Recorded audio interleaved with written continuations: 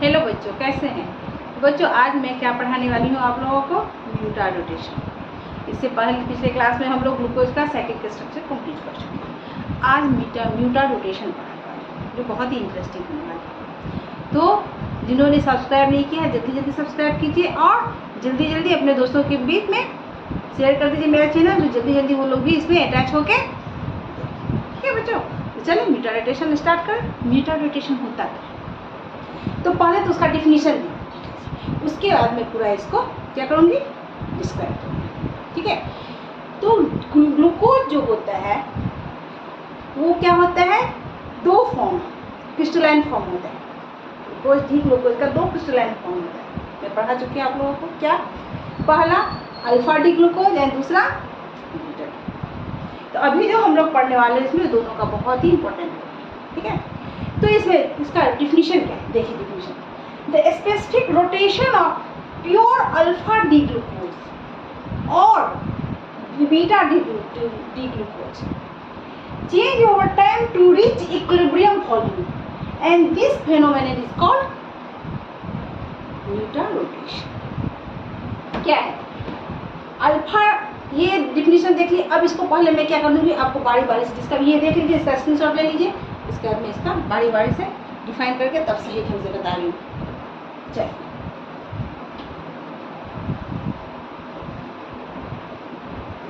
देखिए स्ट्रक्चर पहले देखिए। ये बार बार बनाने से क्या होगा, तो याद हो जाएगा, है ना। ये देखिए क्या है,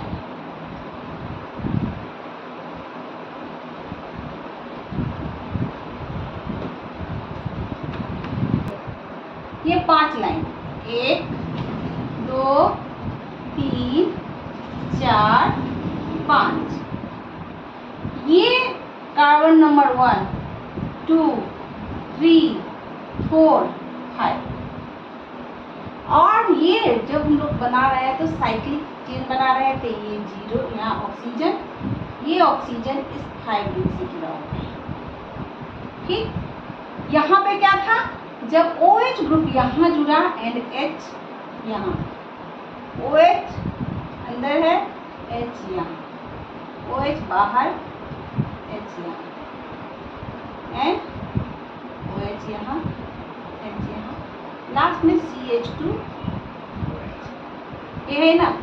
तो जब फर्स्ट पहला कार्बन पे OH ग्रुप किधर रहेगा, राइट साइड में, यानी रिंग के अंदर में रहेगा, तो उसे क्या बोला गया था, alpha D glucose. Alpha D glucose, यही था ना बच्चों। एंड सेम टू सेम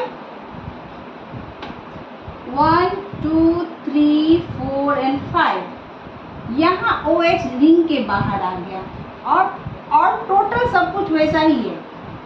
ठीक है, टोटल क्या है, सेम टू सेम है यहाँ, पर फर्स्ट कार्बन का जो है वो थोड़ा चेंज हो गया, ये रिंग के बाहर आ गया OH।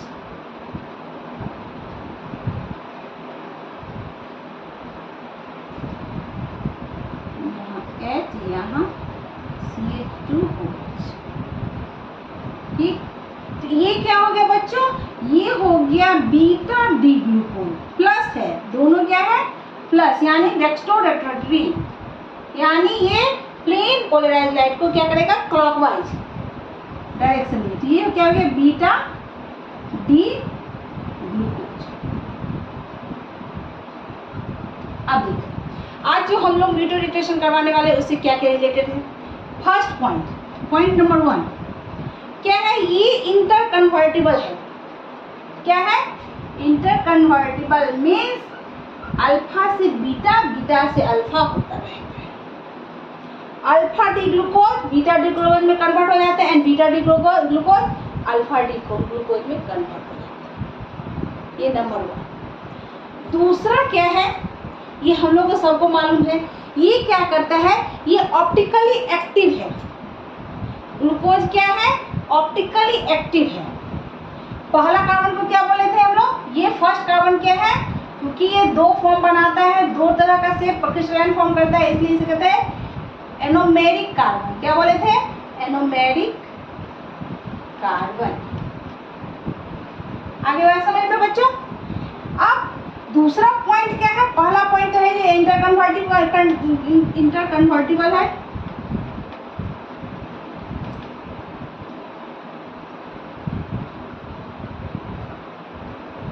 एंड दूसरा पॉइंट क्या है बच्चों? ये ऑप्टिकली एक्टिव है। अब ऑप्टिकली एक्टिव ऑलमोस्ट सब बच्चों को मालूम है, फिर भी मैं बता रही हूँ। ऑप्टिकली एक्टिव मीन्स होता है जो ये प्लेन पोलराइज लाइट को रोटेट करता है क्लॉकवाइज और एंटी क्लॉकवाइज। प्लस साइन है, डेक्स्ट्रो रोटेटरी है, यानी क्या ये क्लॉकवाइज डायरेक्शन में ऑप्टिकली इसको रोटेट करता है। आगे बात समझ में? तो अब इस बात से आएंगे अब म्यूटर रोटेशन पे। इसका कनेक्शन क्या है? यहाँ ये डायरेक्शन दे दिए, ये इंटरकन्वर्टिबल है। क्या करेगा? अल्फा से बीटा डी ग्लूकोज में जाएगा and beta D glucose alpha D glucose में कन्वर्ट हो जाएगा। एंड ये क्या है? ऑप्टिकली एक्टिव है। अब मान लीजिए हम क्या कर रहे हैं,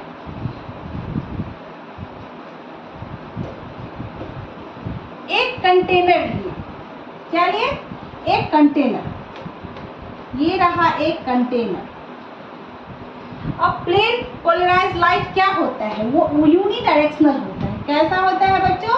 यूनी डायरेक्शनल होता है। लाइट तो हमेशा चारों बगल बिखराव रहता है ना, स्प्रेड रहता है, लेकिन ये क्या होता है? प्लेन पोलराइज लाइट जो होता है ये यूनी डायरेक्शनल होता है। अब इस बीकर में जो है सो हम क्या डाल देते हैं? Alpha D glucose. Alpha D glucose. जब इस प्लेन पोलराइज लाइट को अल्फा डी ग्लूकोज वाले कंटेनर से होके गुजारेंगे तो ये क्या होता है? रोटेट हो जाता है।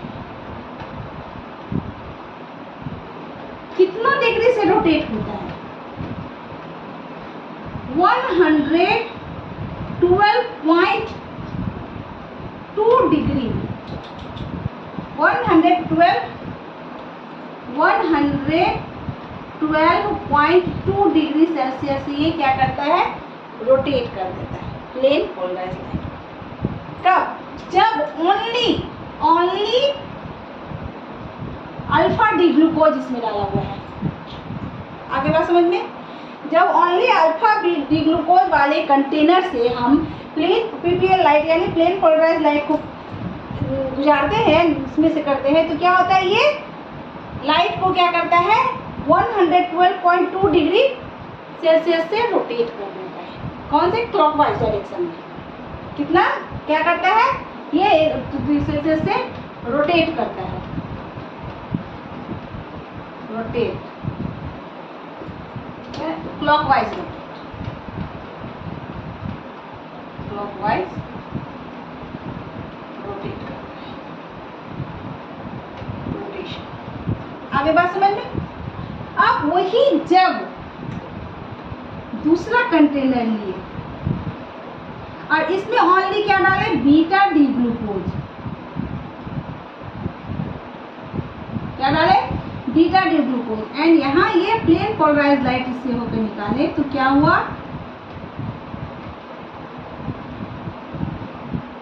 तो ये कितना हुआ? ओनली 18। कितना हुआ? Only 18.7 degree Celsius. ओनली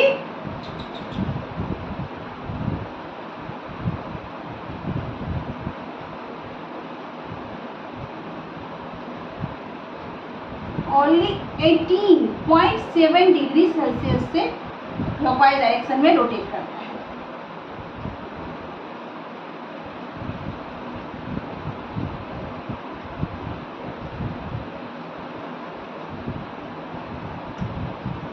आगे बात समझिए बच्चों,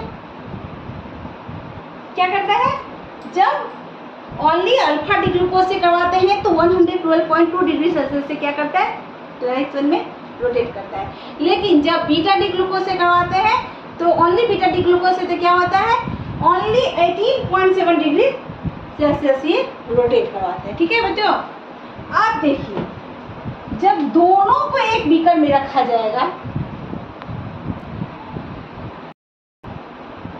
लेकिन अगर ले लिए हम ऐसा बीकर जिसमें क्या है, यहाँ तक हो गया, ये देख लिए, अब ये जगह नहीं है, यहाँ मैं बना लेती हूँ। ठीक समझ में आ गया? या तीसरा भी, ये जो है एक्सपेरिमेंटली प्रूव्ड है, ये एक्सपेरिमेंटली प्रूव किया गया है। ये जितना मैं बोल रही है क्या है, एक्सपेरिमेंटली किया गया है प्रूव। अब एक बीकर लिया और इसमें क्या है, alpha D glucose and beta D glucose दोनों लिया गया। Alpha D glucose and beta D glucose दोनों कुछ पॉइंट, मान लीजिए 90% लिया, ये लिया 10% ओनली। तो जो ये क्लॉक, ये जो है पीपीए लाइट, यहाँ से मैं ये कर देती हूँ, तो ये पीपीए लाइट को क्या करेगा, पूरी तरह से 112 डिग्री से रोटेट नहीं करेगा। करेगा क्या, नहीं करेगा। क्यों, क्योंकि ये तो इंटरकन्वर्टिबल है।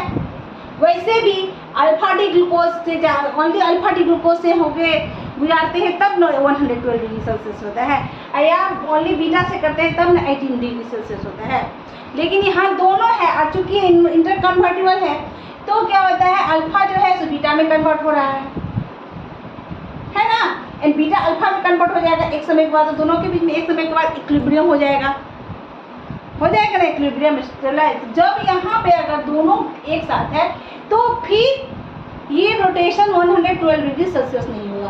तब हम इसको ऐसे निकाल सकते हैं, मान लीजिए ये हम 90% ले लिए और ये मान लीजिए 10% है, तो फिर 90% जो है तो करेगा कितना, 90% चाहेगा जो 112 डिग्री सेल्सियस, हम इसको क्या करें, रोटेट करें, प्लस और बीटा डी करेगा जो नहीं, हम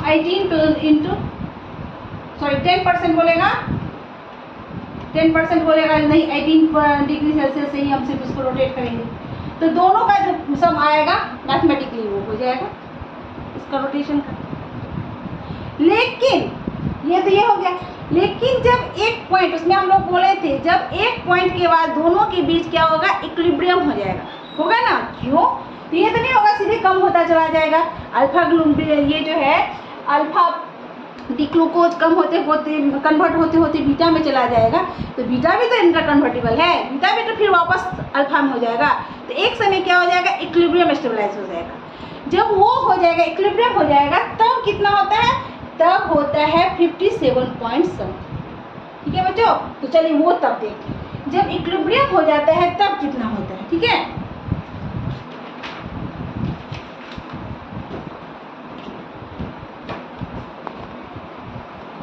जब दोनों के बीच इक्विलिब्रियम होता रहता है तब क्या होता है, तब इसका हो जाता है अल्फा एंड बीटा दोनों के बीच होने पे क्या हो जाएगा, alpha D glucose,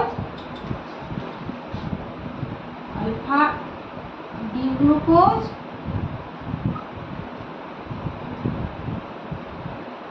and beta D glucose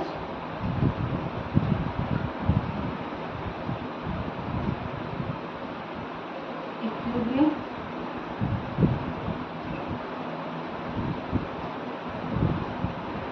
जब दोनों के बीच इक्विलिब्रियम स्टेबलाइज होगा तब इसका हो जाएगा कितना, तब इसका स्पेसिफिक रोटेशन हो जाएगा आपका 50 से 52.6%। कितना हो जाएगा बच्चों, तब इसका हो जाएगा 52.6%। तो क्या हो जाएगा 52.6 डिग्री सेल्सियस। एंड जब इक्विलिब्रियम स्टेबलाइज होगा तो रोटेशन कंप्लीट, खत्म। क्या ना इधर रोटेट करेगा ऑप्टिकल एकदम कंप्लीटली, ये मीटर रोटेशन का जो प्रोसेस है वो बंद हो जाएगा। आगे बात समझ में, ओनली जब अल्फा डी ग्लूकोज रहेगा तो क्या होगा 112 degree, only beta D glucose रहेगा तो ये प्लेन पोलराइज्ड लाइट को 18.7 डिग्री सेल्सियस रोटेट करेगा। और जब दोनों के बीच में जब तक इक्विलिब्रियम स्टेबलाइज होगा तो 52.6 इक्विलिब्रियम हो गया, ये रोटेशन कंप्लीट हो गया। तो यही है म्यूटा रोटेशन। क्या है, यही है म्यूटा रोटेशन, किसका, अल्फा और बीटा डी ग्लूकोज। अल्फा और बीटा डी ग्लूकोज हम आज क्या क्या पॉइंट किए, alpha and beta D glucose क्या है, इंटर कन्वर्टिबल है। मतलब क्या, अल्फा से बीटा ग्लूकोज बन जाएगा एंड बीटा से अल्फा डी ग्लूकोज में कन्वर्ट होगा। ठीक है, दूसरा क्या पॉइंट था, ये ऑप्टिकली एक्टिव होते हैं। इसी ऑप्टिकली एक्टिव के कारण क्या होता है, ये म्यूटर रोटेशन होता है। आगे बात समझ में, जो जैसे अल्फा डी ग्लूकोज जो है वो क्या, अल्फा डी ग्लूकोज जो है ये क्या करने वाला है, ये प्लेन पोलराइज्ड लाइट को 112.2 डिग्री सेल्सियस रोटेट करेगा। ओनली बीटा डी ग्लूकोज क्या करेगा, 18.7 डिग्री सेल्सियस। एंड जब दोनों के बीच, दोनों के एक जार में रखा जाएगा कंटेनर में, और दोनों तो इंटर कन्वर्टिबल होगा, एक जगह पे इक्विलिब्रियम होने लगेगा, इक्विलिब्रियम होगा, वहाँ पे इन दोनों के बीच का क्या हो जाएगा, रोटेशन। तब क्या हो जाएगा, तब दोनों जब साथ में रहेंगे तो हो जाएगा कितना, 52.6%। एंड इक्विलिब्रियम स्टेबलाइज हुआ, रोटेशन कंप्लीट। यही है म्यूटर रोटेशन। आई थिंक आप लोगों का आज का लेक्चर बहुत अच्छा लगा होगा। तो जल्दी से मेरे चैनल को जल्दी से जल्दी इस वीडियो को लाइक कर दीजिए, चैनल को सब्सक्राइब कीजिए, और जितना हो सके शेयर कीजिए, अच्छा कमेंट कीजिए। ऐसे में अच्छा वीडियो बना के लेते आऊँगी आपके लिए। तब तक के लिए टेक केयर, बाय बाय।